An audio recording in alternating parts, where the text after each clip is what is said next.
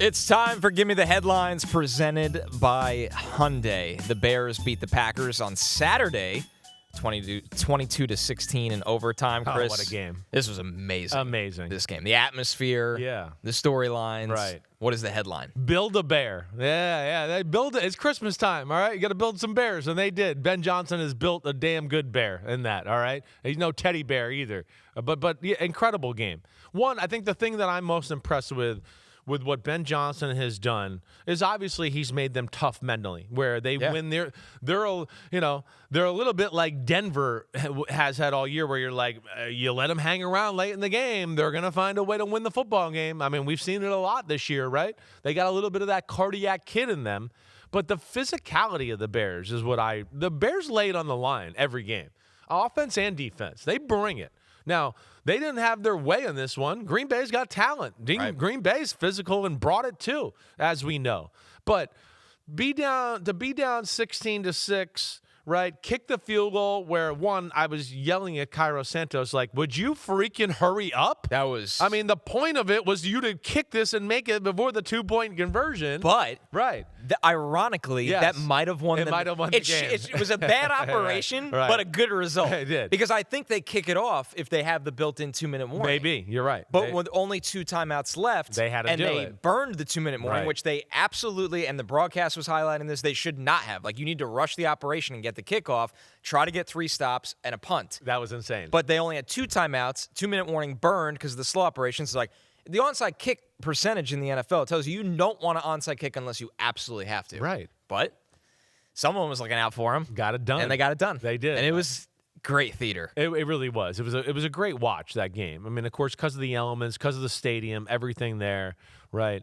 I mean, as much as I was, you heard me say that, hey, Caleb's getting better in the pocket and all that. Yeah, there were some moments there in the game, but again, it's not perfect yet. Right. You saw them struggle on third down. There certainly was a few throws where you went, oh, come on, you're too good, Caleb, to miss that throw. But I don't know how you can not regard. Like, he makes some throws where you just go, holy crap, holy shit, nobody else can do that, right? And that's where I'm still like, if you give me my choice of who you could take as the number 1 pick out of that quarterback class, I'm still taking Caleb Williams because his potential is just through the roof. Right, but at the same time, make the field goal there, get that done, get the ball back. Make a nice touchdown pass fading away into the back right corner there. And then the pass, of course, as we saw in overtime, was sick, along with the catch, because it was like pass interference, too. And he still made the catch. Yeah, How about the guts to throw it? Guts to throw it. When he threw it, I'm like, you better be right. I think he erred on, I'm going to throw it far in case where it can't either be picked. he can get it or it's going to be incomplete. Perfect. And, I mean, he threw that thing about 60 in the air in the cold night, Whistling. right? And he does it easy. He does it easy. But that speaks to the Bears, too. And that's where the Bears are dangerous. They're physical on defense. They're pretty creative in how they're coached. Offensively, the same way. It starts with their run game and their physicality. But because of the quarterback and because of the play caller, they can dial up some explosive plays where you can kind of go, oh, it's not look real smooth. Oh, there goes one for 40. Oh, it doesn't look real smooth. Oh, there goes a big play for 50, right? They have that ability, and that's what makes the Bears dangerous. For Green Bay, the story in this one, besides an awful ending, is the quarterback injuries. The big one, Jordan Love leaves in the first half with the concussion. But Malik Willis, Matt LaFleur on Malik Willis' shoulder, I'd say he's pretty sore. That's a legitimate deal that he's dealing with.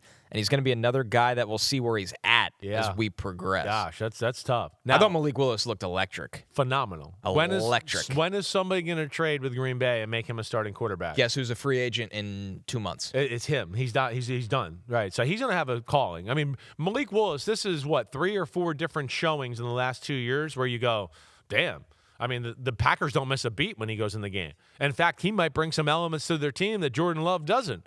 And as I always said last year, Jordan Love kept coming back from his injury too early because he was like, this dude's good. Like, he's not making me look good sitting on here on the sideline. He's making extremely, unbelievable elite plays. He can make elite plays with his legs. His arm has elite power, and he's learned how to control the football in his few years in the NFL. Malik Willis is a starting NFL quarterback talent.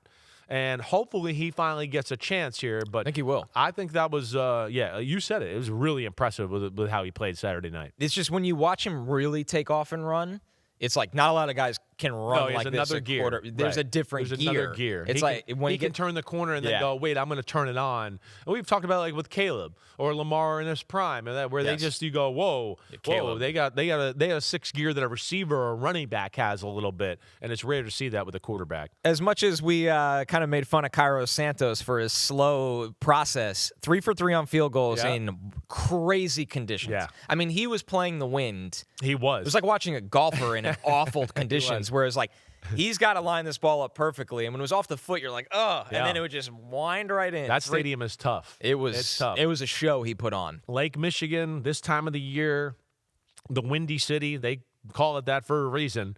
And did you play in that stadium? I did. Not as a starting quarterback, but as a backup. You still a few feel times. it when you're warming up. Definitely. Late in the year with the Broncos and the Tennessee Titans, and the Bucks and the Tennessee Titans. Late in the year, cold games. They grow the grass out, make the field a little slower on you, and you definitely got to have a few throws where you go, whoa, I got to play the wind a little bit sometimes because it can gust and move the ball 3 or 4 feet.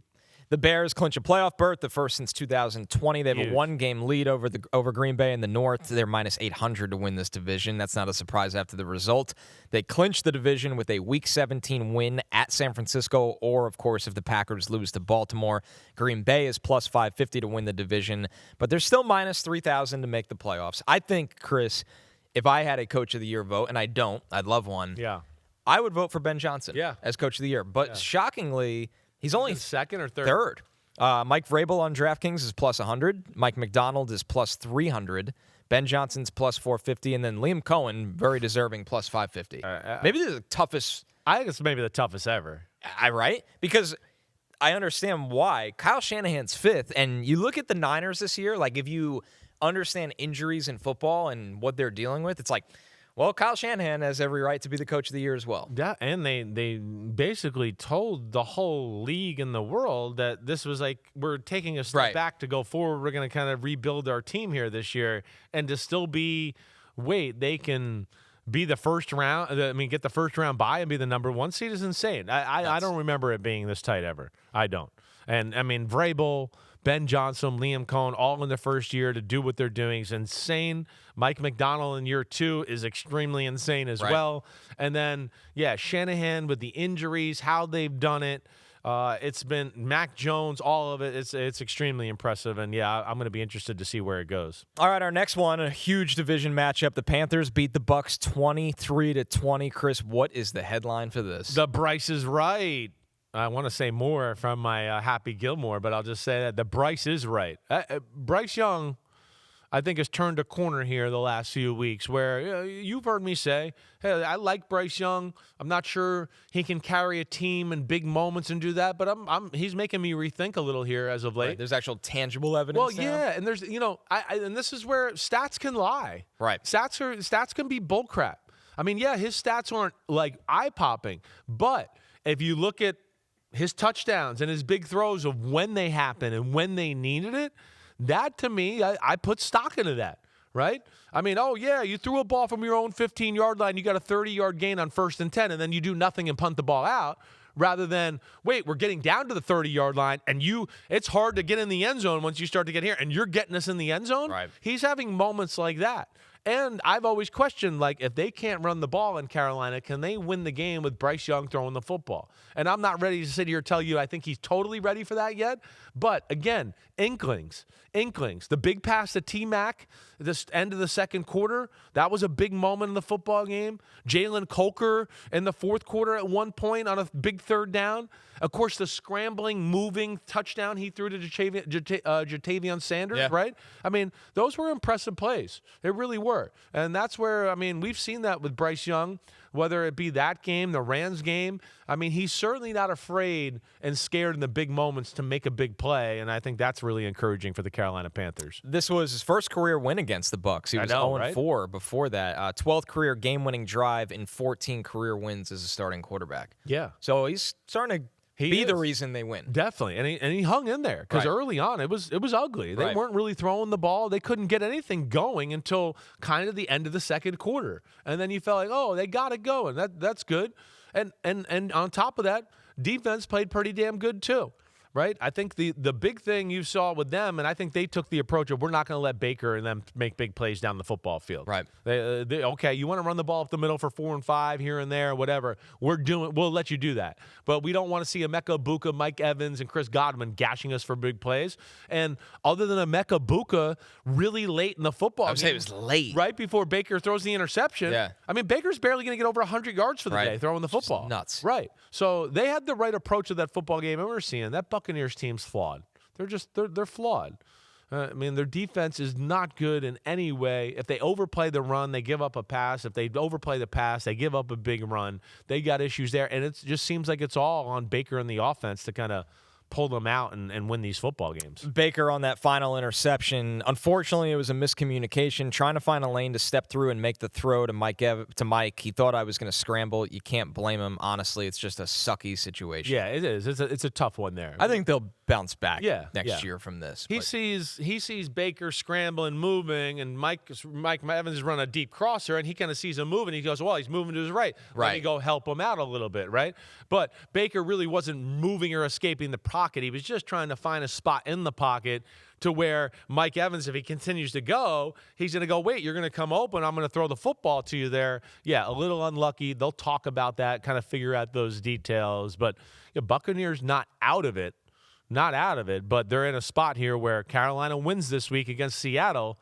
They are out of it. Right. They've put the power in Carolina to close it out now with that loss, and good for the Carolina Panthers and Bryce Young. Here I am writing off the Bucs, who are 1-6 in their last 7 games after starting 6-2, but it's not over. The craziest part is Carolina has a 1-game lead over the Bucs. Right. But the Bucs are -160 to win the division because nobody thinks Carolina will beat Seattle this week. Yeah, probably a 7-point spread. I would think somewhere. It's 7.5. 7.5. So nobody thinks that's going to happen, and then everybody thinks the Bucs will go down and beat Miami in Miami, and then they're saying that they think the Bucs at home will win 23-20 instead of lose 23-20, right? I mean, that's basically I think what we're seeing right there. God, picturing this Bucs team in the playoffs though is just, I wild hear to you. me. I know. That's just how divisions work in football. But all right, so yeah, just to recap the scenario, the Panthers win the NFC South with a win at Tampa Bay in Week 18, of course, which is far from guaranteed. Or just win this week. Right, or just beating Seattle. Yeah, if they win Seattle, it's over. It doesn't matter what Tampa Bay does. That's right. Yeah, right. Also, right. no.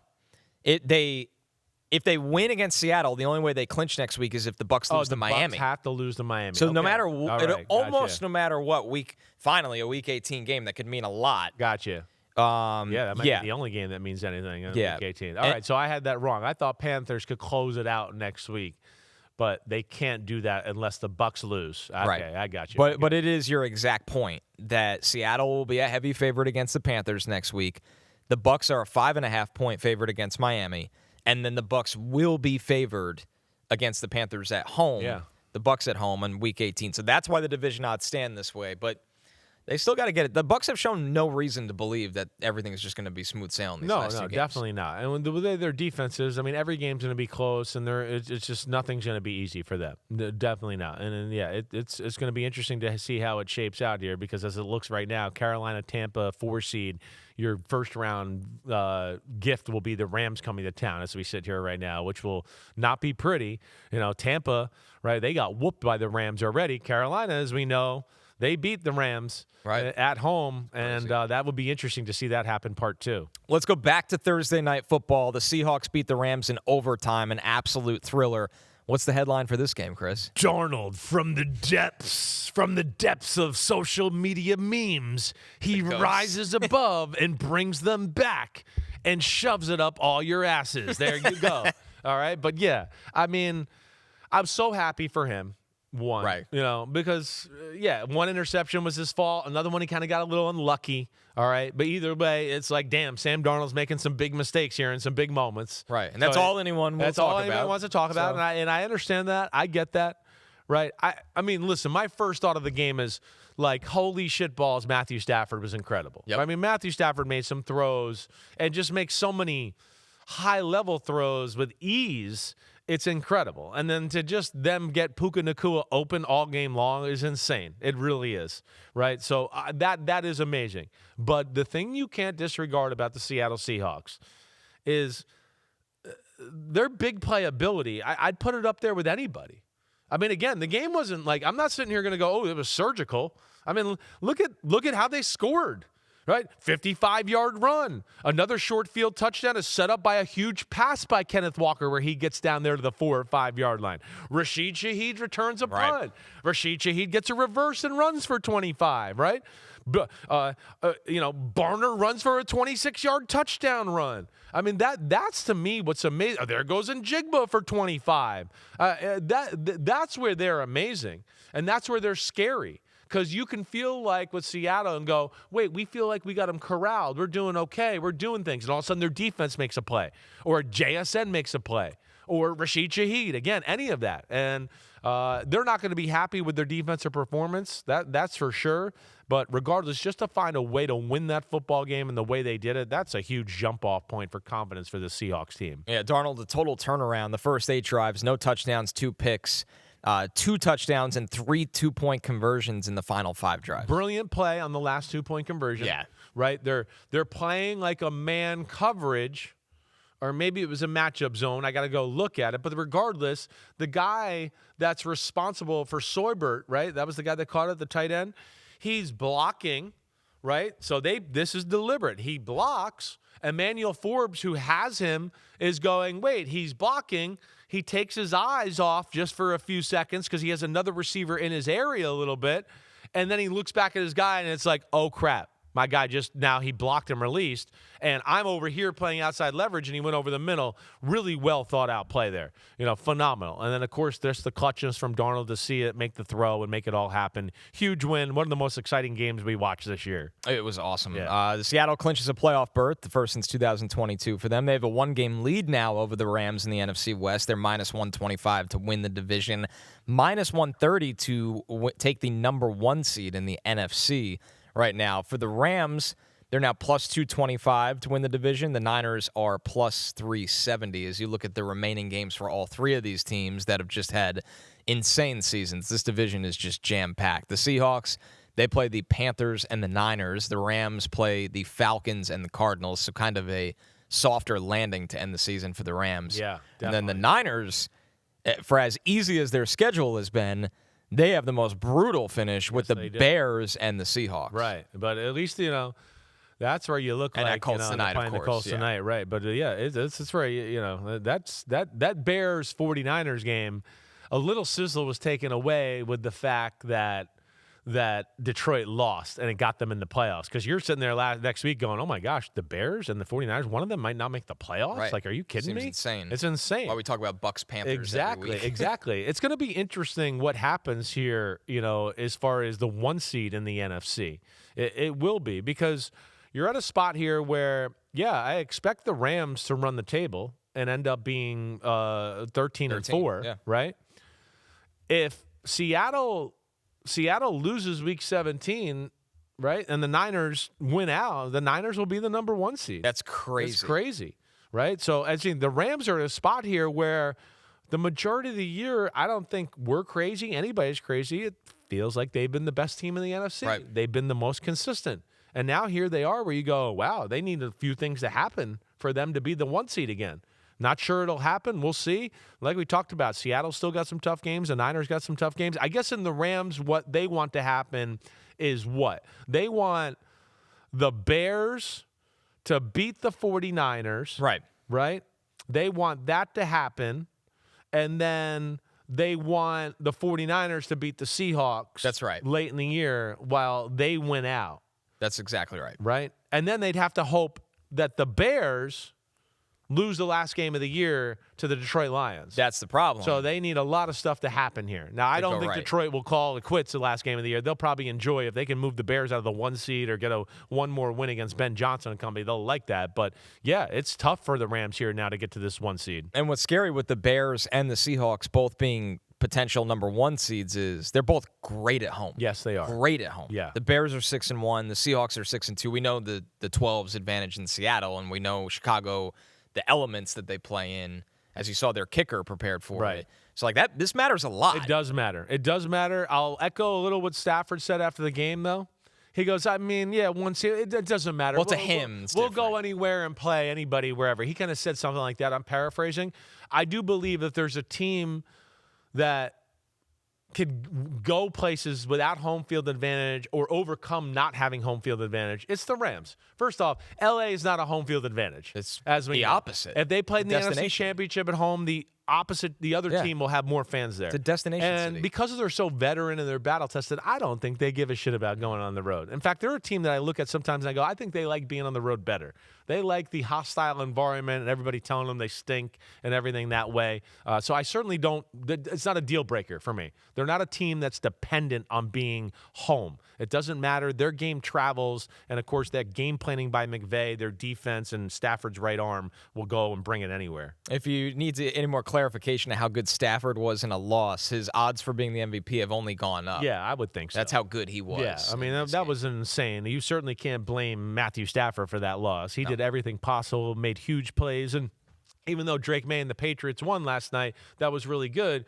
Drake May had some moments of, bad fumble, bad interception. Yeah, I think Matthew Stafford is definitely sitting in the leader house right Here's now. the MVP odds. Stafford's minus 215, which is a good bump there, like a pretty big gap between him and Drake May at plus 185. And then way down the board is Josh Allen, Trevor Lawrence, Justin Herbert.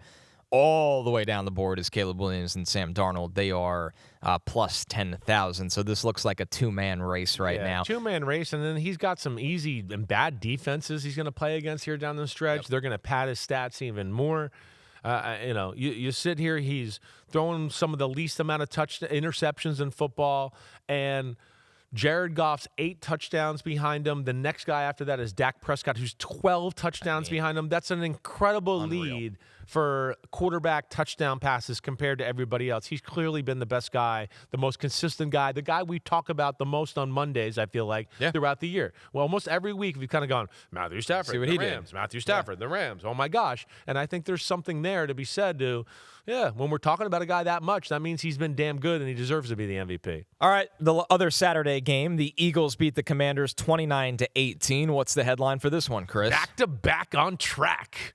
The NFC East finally gets a back-to-back winner. Is that crazy? 2004 is the last time that's happened. I could not believe this. Right? It's insane to hear that stat.